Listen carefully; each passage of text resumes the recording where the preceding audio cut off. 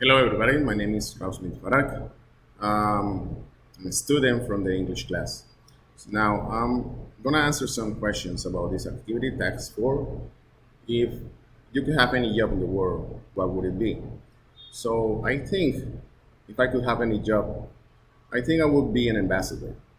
I trust that I can make or I could make a good job taking my culture to different countries for people. Also, I'm good at interpersonal relationships.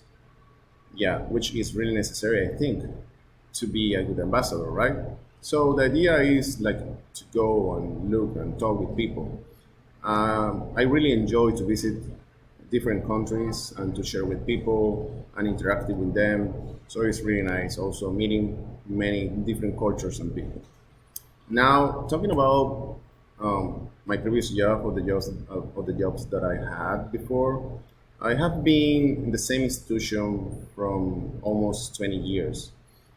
I had different jobs in that time, during that time, but I think the most important one is being a teacher, right? So, yes, I think that is the most important job I had. To take or to teach people to being a teacher is really comforting when you know that you're helping others to find their path or their ways or the new professions or their careers for life. So I think that's really important and that's the most important job I had. Thank you so much.